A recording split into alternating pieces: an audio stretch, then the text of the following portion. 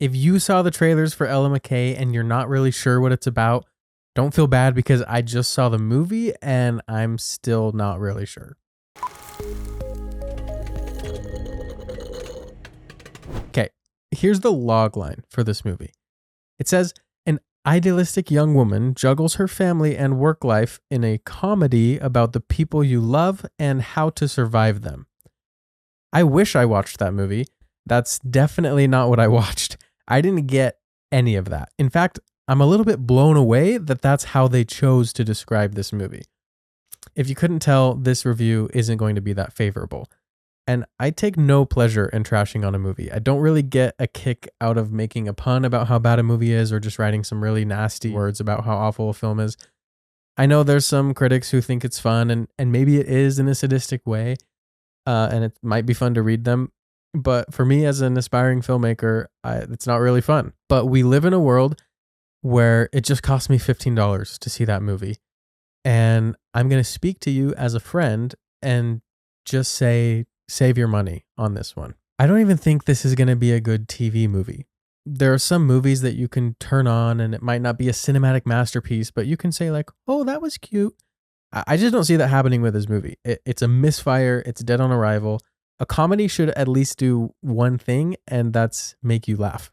I will say I was in a theater with some people who were older than me, and it seemed to get a few chuckles out of them. So maybe there's a generational divide in sense of humor, or maybe it's a matter of taste. I, for one, prefer jokes that are funny, and maybe some people don't need their jokes to be funny. I don't know. I did get one laugh out of a line from Jamie Lee Curtis's character where she introduces herself to someone and she says, "Please excuse the way I talk or act." I thought that was pretty funny. But like I said, there are some things where I scratched my head and I was wondering if it was supposed to be a joke. There are a few clever quips that aren't actually that clever. Like, the problem with being a tight ass is you never know when your ass is right. There's something about the energy in this movie that's just off or misplaced. I mean, Jamie Lee Curtis's character grows on me a little bit, but especially at the beginning, there's just this weird energy. And it continues over into some of Ella's relationships with other people in the movie, like her brother and this trooper character. I just gotta be honest, I wasn't buying pretty much any of the relationships in this movie.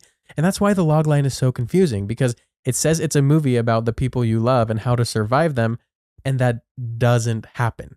It's not really about love for people you can't stand and you just learn to love they're crazy.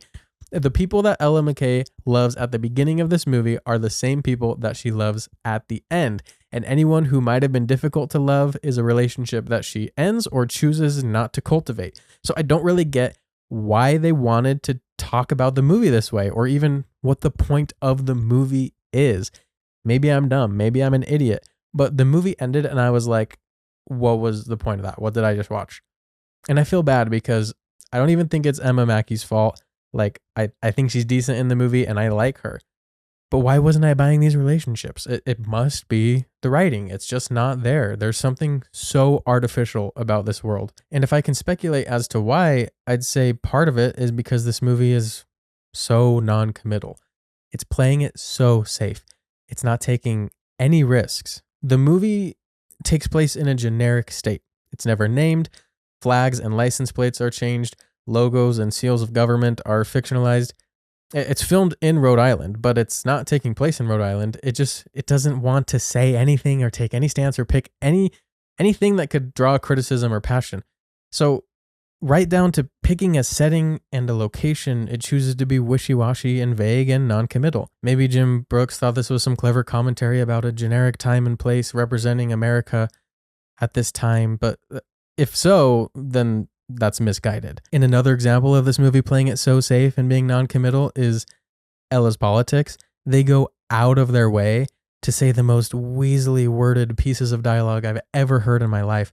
At one point, one of the characters says something like, "Oh, even the legislators of our party are getting out of the way when you walk down the hall." It just seems so intentionally skirted that this just makes this world doesn't feel lived in at all. It feels artificial. It doesn't feel alive. There's no hustle and bustle. It doesn't feel like there's a ton of extras giving texture to the world. Everything's a little too pristine and neat. It just feels like from the start of this movie, right down to things like the setting. The movie doesn't have anything to say.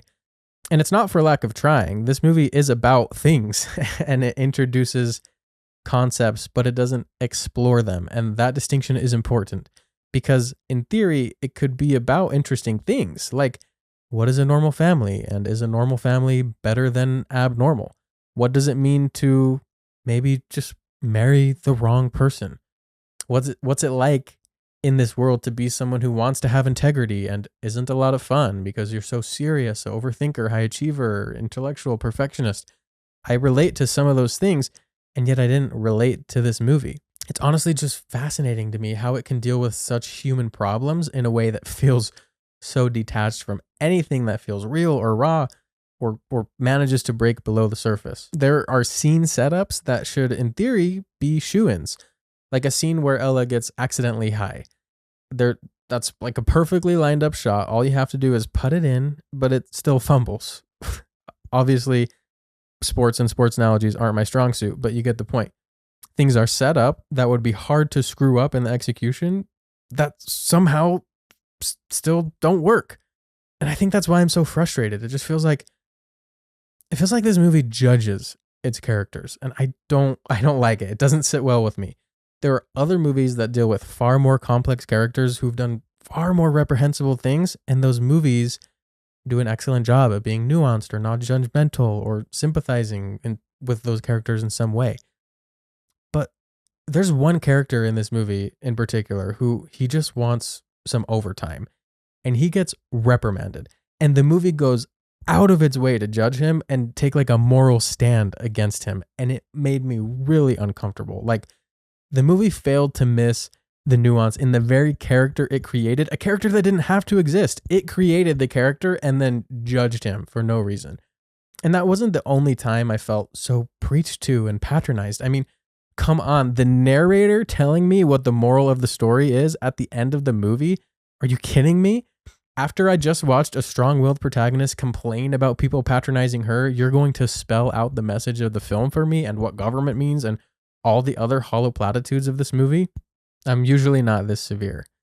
But, sometimes in this economy, and especially a movie that's supposedly taking place during the 2008 recession, not that that's really consequential at all, it should just be a little bit more aware of what audiences are looking for and are willing to pay for, because this is not it. That's it for me, you guys, and Ella McCay. Did you see this movie? What did you think about it? Let me know where you think I'm a dumbass or I got something wrong.